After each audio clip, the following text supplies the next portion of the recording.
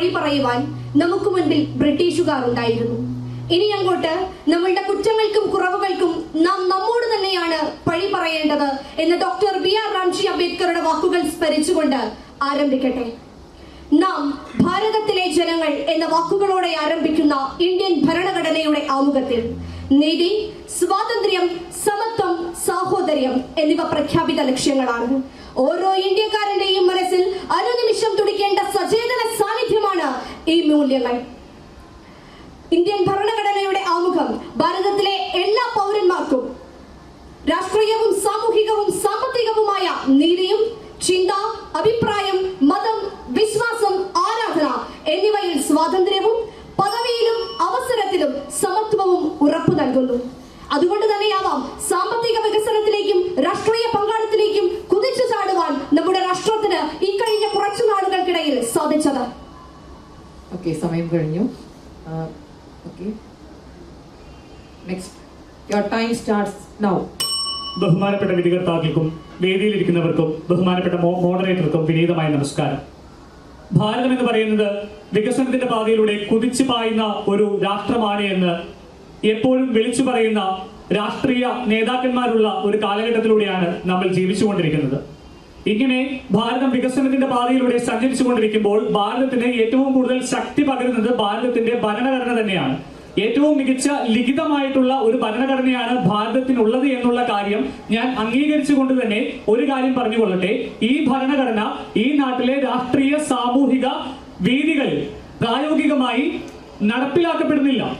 നിങ്ങൾ ഓർക്കണം, ഈ നാട്ടിലെ രാഷ്ട്രീയ സാമൂഹിക വേദികളിൽ ഭാരതീയ ഭരണഘടന പ്രായോഗികമായി നടപ്പിലാക്കപ്പെടുന്നില്ല. ഒരൊറ്റ ഉദാഹരണം മാത്രം ഞാൻ ചൂണ്ടിക്കാണിക്കുവാൻ ആഗ്രഹിക്കുകയാണ്. 1949 ഭരണഘടന നിലവിൽ വന്നതിന് ഏകദേശം 9 വർഷങ്ങൾക്കപ്പുറം ജവഹർലാൽ നെഹ്റു ബംഗാളിലെ ഒരു ഡാം, ദാമോദർ നദിക്ക് കുറുകെയുള്ള ഒരു ഡാം ഉദ്ഘാടനം ചെയ്യാൻ പോയപ്പോൾ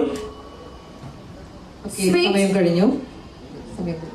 6 മിനിറ്റ് സമയമാണുള്ളത്. 5.5 മിനിറ്റിൽ വാണിംഗ് ബെൽ തരുന്നതായിരിക്കും. Your time starts now. ഇന്ത്യയിൽ ഇന്നും സ്വേച്ഛാധിപത്യമില്ലാത്തത് ഈ ഭരണഘടനയിൽ സൂചിപ്പിച്ച മൂല്യങ്ങൾ ഇവിടെ നടപ്പിലാക്കുന്നത് കൊണ്ടാണ്. ലെജിസ്ലേഷന്റെയും എക്സിക്യൂട്ടീവിന്റെയും സ്വാധീനത്തിൽ പെട്ടുപോകാതെ സ്വതന്ത്രമായ ഒരു എക്സിക്യൂട്ടീവ് സ്വതന്ത്രമായ ഒരു ജുഡീഷ്യറി നമുക്ക് ഉള്ളത് കൊണ്ട് തന്നെ ഇവിടുത്തെ എല്ലാ പൗരന്മാരുടെയും മൗലിക അവകാശങ്ങൾ സംരക്ഷിക്കപ്പെടുന്നു. ഇനി ഏതെങ്കിലും ഒരു പൗരന്റെ മൗലിക അവകാശങ്ങൾ സംരക്ഷിക്കപ്പെട്ടിട്ടില്ലെങ്കിൽ അവന് കൈത്താങ്ങായി കൈസഹായമായി ഇവിടെ സുപ്രീം കോർട്ടുകൾ നിലനിൽക്കുന്നു. ഞാൻ പറഞ്ഞു വെച്ച ആ പോയിന്റിൽ നിന്ന് തന്നെ തുടങ്ങുവാൻ ഞാൻ ആഗ്രഹിക്കുകയാണ്.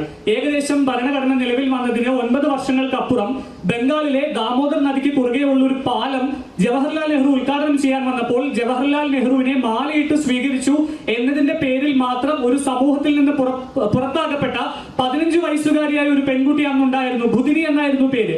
പ്രിയപ്പെട്ട സുഹൃത്ത് ഇവിടെ നിന്ന് ഘോരം പറഞ്ഞു. ഇവിടുത്തെ ഭരണഘടന പ്രായോഗിക തലത്തിൽ ഇവിടെ രാഷ്ട്രീയവും സാമൂഹികവുമായ നീതി നടപ്പാക്കുന്നുണ്ട് എന്ന്. അങ്ങനെ നടപ്പാക്കുന്നുണ്ടായിരുന്നുവെങ്കിൽ ഇവിടെ ഒരു ബുധിനി ഉണ്ടാകുമായിരുന്നില്ല. പ്രിയ സുഹൃത്തെ, മറ്റൊരു ഉദാഹരണം മുൻപിൽ വെക്കട്ടെ. ഗൾഫിൽ വധശിക്ഷയ്ക്കായി ശിക്ഷിക്കപ്പെട്ട അബ്ദുൾ റഹീം എന്ന മനുഷ്യനെ വധശിക്ഷയിൽ നിന്ന് രക്ഷിക്കുന്നതിന് വേണ്ടി ബ്ലഡ് മണിയായി 34 കോടി രൂപ ഞൊടിയിടയിൽ സംഘടിപ്പിച്ചു കൊടുക്കാൻ, ജാതി മത വർഗ വ്യത്യാസമില്ലേ, ഞൊടിയിടയിൽ സംഘടിപ്പിച്ചു കൊടുക്കാൻ സാധിച്ച ഒരു രാഷ്ട്രത്തിലാണ് ഞാനും എന്റെ പ്രിയ സഹോദരൻ. അതേ രാഷ്ട്രത്തിൽ തന്നെയാണ്, അതേ സംസ്ഥാനത്തിൽ തന്നെയാണ് വിശന്നതിന്റെ പേരിൽ, ഓർക്കണം, വിശപ്പ് ഉണ്ടായതിന്റെ പേരിൽ ഒരു പിടി അരി മോഷ്ടിച്ചതിന് ഇവിടെ മധു എന്ന് പറയുന്ന ഒരു വ്യക്തിയെ വാൾക്കൂട്ട വിചാരണയ്ക്ക് വിധേയനാക്കിക്കൊണ്ട് മധു എന്ന് പറയുന്ന വ്യക്തിയെ തല്ലിക്കൊന്ന ഒരു സമൂഹത്തിൽ തന്നെയാണ് ഞാനും എന്റെ പ്രിയ സുഹൃത്തും ഈ സദസ്സിലുള്ളവരും ഇരിക്കുന്നത് എന്നുള്ള കാര്യം വേദനയോടുകൂടി ഞാൻ ഓർമ്മിപ്പിക്കുകയാണ്. ദളിതരെയും പിന്നോക്ക വിഭാഗരെ അങ്ങനെയുള്ളവരെ സംരക്ഷിക്കുന്നതിനായി പ്രത്യേകം അവകാശങ്ങൾ കൊണ്ടുവന്നിട്ട് അവരെ സംരക്ഷിക്കുന്ന ഒരു സമൂഹത്തിലാണ് ഞാനും നിങ്ങളും ഉള്ളത്. ഇത്തരത്തിലുള്ള മൂല്യങ്ങൾ ഹനിക്കപ്പെടുമ്പോൾ ഈ മൂല്യങ്ങൾ സംരക്ഷിക്കുന്നതിനായി, ഈ മൂല്യങ്ങൾ പ്രോത്സാഹിപ്പിക്കുന്നതിനായി പലതരത്തിലുള്ള നടപടികൾ നമ്മുടെ രാഷ്ട്രത്തിൽ എടുക്കാറുണ്ട്. ദളിതരെയും അതുപോലെ തന്നെ താഴേക്കിടയിൽ കിടക്കുന്ന സമൂഹത്തിൽ ജീവിക്കുന്ന വ്യക്തികളെയും ഈ രാഷ്ട്രത്തിൽ സംരക്ഷിക്കുന്നുണ്ടായിരുന്നുവെങ്കിൽ ജാതി പേരിന്റെ പേരിൽ, ജാതി വാലിന്റെ പേരിൽ അല്ലെങ്കിൽ ജാതി പേരിന്റെ പേരിൽ ഇവിടെ ഒരു കൊലപാതകം പോലും നടക്കുകയില്ലായിരുന്നു. പ്രിയ സുഹൃത്തെ, സംരക്ഷണമില്ല. സംരക്ഷണമില്ല എന്നുള്ള കാര്യം തീർത്തും ഉറപ്പാണ്. മറ്റൊരു ഉദാഹരണം ഞാൻ സൂചിപ്പിക്കാം. ഇവിടെ ഭാരതീയ ഭരണഘടനയിൽ സഞ്ചാര സ്വാതന്ത്ര്യത്തെ കുറിച്ച് പറയുന്നുണ്ടല്ലോ. ഇവിടെ സഞ്ചാര സ്വാതന്ത്ര്യത്തിന് ഈ ഏറ്റവും അടുത്തൊരു ഉദാഹരണം ഉണ്ടായി. ഏകദേശം 75,000 കിലോമീറ്ററുകൾ സഞ്ചരിച്ച ടൂറിസ്റ്റുകളായ ഒരു ദമ്പതികൾ ഭാരതത്തിൽ വന്നപ്പോൾ അവിടെ ആ യുവതിക്ക് അവർ പീഡനത്തിനിരയായി. അവരുടെ കയ്യിലുണ്ടായിരുന്ന എല്ലാ സാധനങ്ങളും മോഷ്ടിച്ചുകൊണ്ട് പോയി. ഉത്തരേന്ത്യൻ സംസ്ഥാനത്തിൽ നടന്നതാണ്, ഭാരതത്തിൽ നടന്നതാണ്. എന്താണ് ഇവിടെ സംഭവിച്ചത്? ഇനി ഒന്നും വേണ്ട. തൃശ്ശൂർ പൂരം കഴിഞ്ഞിട്ട് 1 മാസം മാത്രമേ ആയിട്ടുള്ളൂ.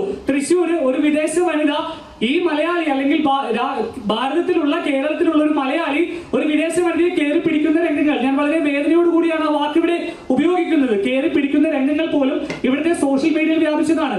ഇവിടെ എവിടെയാണ് സഞ്ചാര സ്വാതന്ത്ര്യം പ്രായോഗിക തലത്തിൽ വരുന്നത്? സഞ്ചാര സ്വാതന്ത്ര്യം പ്രായോഗിക തലത്തിൽ വരുന്നുണ്ടായിരുന്നെങ്കിൽ ആ വിദേശ വനിതയ്ക്ക് അത് സംഭവിക്കുകയില്ല. മറ്റൊരു വാദം ഉന്നയിക്കട്ടെ.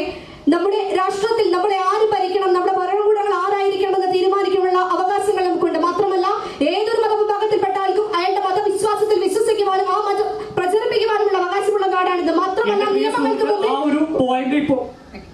മാത്രമല്ല ഉള്ളവനെന്നോ ഇല്ലാത്തവരെന്നോ ഉള്ള വ്യത്യാസമില്ലാത്തവരുടെ, വലിയവരെന്നോ ചെറിയവരെന്നോ എന്ന വ്യത്യാസമില്ലാതെ നിയമത്തിന് മുമ്പിൽ സമന്മാരാണ് ഈ രാഷ്ട്രത്തിലെ ഓരോ പൗരനും. എന്റെ പ്രിയ സുഹൃത്ത്, ഈ ഒരു സമയത്ത്, അതായത് ഇലക്ഷൻ കാലഘട്ടത്തിൽ തന്നെ ആ ഒരു പോയിന്റ് മുൻപോട്ട് വെച്ചതിൽ എനിക്ക് സന്തോഷമുണ്ട്. കാരണം ഈ നാട്ടിലെ ജനങ്ങൾക്ക് ഈ നാട്ടിൽ അവരെ ആര് ഭരിക്കണമെന്ന് തീരുമാനിക്കാനുള്ള അവകാശമുണ്ട്. ഞാൻ പൂർണ്ണമായി അംഗീകരിക്കുന്നു.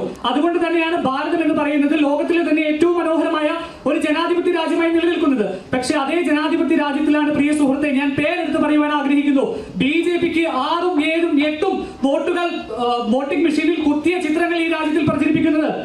എന്തിനാണ്? ആരാണ് ഇതിന് പുറകിൽ?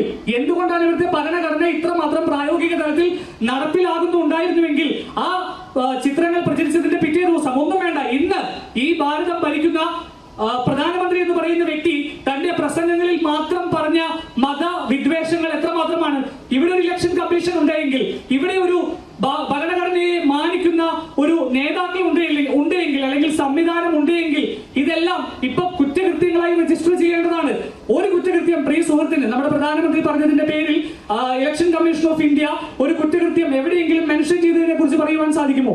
തീർച്ചയായും ഇല്ല. പക്ഷേ സംഘടനാ സ്വാതന്ത്ര്യവും അഭിപ്രായ സ്വാതന്ത്ര്യവും നൽകുന്ന ഒരു രാഷ്ട്രമാണ് ഇത്. അതുകൊണ്ടാണ് നീതിയും സ്വാതന്ത്ര്യവും സമത്വവും സഹോദര്യവും ഒക്കെ ഈ മണ്ണിൽ സംരക്ഷിക്കപ്പെടുന്നത്. മാത്രമല്ല, എല്ലാ വിഭാഗങ്ങൾക്കിടയിലും സാഹോദര്യവും സഹിഷ്ണുതയും ഉറപ്പിച്ചു നിർത്തുവാൻ നമ്മുടെ രാഷ്ട്രത്തിന് സാധിക്കുന്നുണ്ട്. അതുപോലെ തന്നെ വ്യക്തികൾക്കിടയിലായിക്കോട്ടെ, സമൂഹങ്ങൾക്കിടയിലായിക്കോട്ടെ, സംഘടനകൾക്കിടയിലായിക്കോട്ടെ സാഹോദര്യം ഉറപ്പിച്ചു നിർത്തുവാൻ സാധിക്കുന്നുണ്ട്. അങ്ങനെ സംഘടനകളിൽ പ്രവർത്തിക്കുവാനുള്ള സ്വാതന്ത്ര്യം വളരെ ഇൻഡിപെൻഡന്റ് ആയിട്ട് ഈ നാട്ടിലെ ജനങ്ങൾക്ക് സ്വീകരിക്കുവാൻ സാധിക്കുമായിരുന്നുവെങ്കിൽ, ഒരു പ്രത്യേക രാഷ്ട്രീയ പ്രത്യയശാസ്ത്രത്തിലല്ല ഞങ്ങൾ പ്രവർത്തിക്കുന്നത്, വിശ്വസിക്കുന്നത് എന്നതിന്റെ പേരിൽ ഈ രാഷ്ട്രത്തിൽ നിന്നും, എന്തിനേറെ പറയുന്നു, കേരളം എന്ന് പറയുന്ന കൊച്ചു സംസ്ഥാനത്തിൽ നിന്ന് പോലും ഡിഫറൻഷിയേഷൻസ് അനുഭവിക്കുന്ന ഒരു ജനസമൂഹം ഒരിക്കലും ഉണ്ടാകുമായിരുന്നില്ല.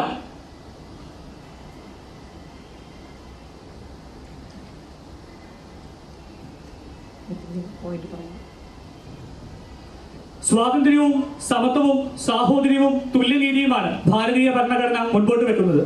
ഭാരതീയ ഭരണഘടന ഇത് മുൻപോട്ട് വെക്കുമ്പോൾ തന്നെ ഇത് മനുഷ്യർക്ക് എത്രമാത്രം, എന്റെ മുൻപിലിരിക്കുന്ന പ്രിയ ശ്രോതാക്കൾ, സമയം കഴിഞ്ഞു.